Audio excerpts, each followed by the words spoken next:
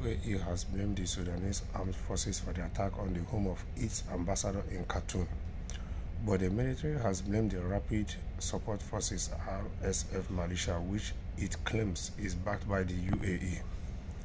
The United Arab Emirates on Monday blamed the Sudanese armed forces for bombing the home of its ambassador in Khartoum.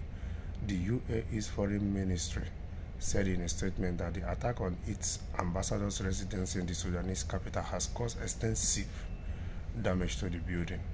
The Sudanese army rejected the accusation, putting the blame instead at the door of the Rapid Support Forces, a paramilitary outfit Khartoum says has been backed by the UAE amid Sudan's civil war that has engulfed the country for the last 17 months.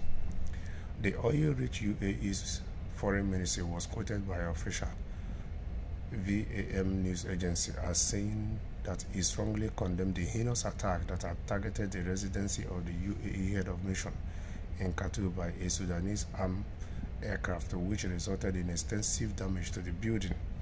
The UAE has called on the army to assume full responsibility for its cowardly act.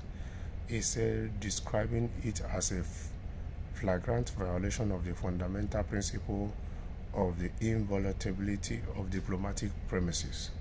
Sudan's army has been fighting the RSF since April 2023 in a civil war that has killed tens of thousands of people and ignited a dire humanitarian crisis. Sudan's military, however, said in a statement that it does not target the headquarters of diplomatic missions, United Nations agencies or voluntary organizations, and does not turn them into military bases and loot their assets. Instead, it blamed the RSF and allude to its past allegations of the UAE support for the group.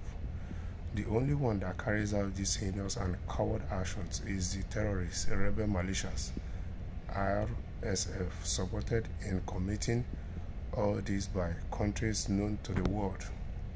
So at this point in time, if both the Sudanese, both the UAE, they can trade blames or push blames to one another from now till tomorrow, it does not solve the issue on ground. And truth be told, the people of Sudan, by mere accusing UAE by supporting IRSF, does not solve any issues, because at the end of the day, whosoever is supporting who, they sleep with their both eyes closed in their countries without being displaced, without thinking of what they are going to eat, without their women being raped.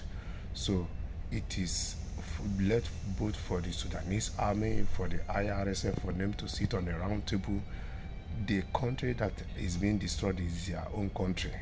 At the end of the day, after destroying their country, they will still go to World Bank or IMF or any Western banks and still borrow money to rebuild their countries and enslave their country again through written agreement. It's no longer handshakes, it's now written agreements, of which for years these Western powers will still control their economies through the money they borrow from World Bank or IMF, whichever one it is. So it is high time you people sit on a round table and forgo your ego, forgo your greed, be patriotic, and put your countries and your people first and find a long-lasting solution to end this 17-month-old war.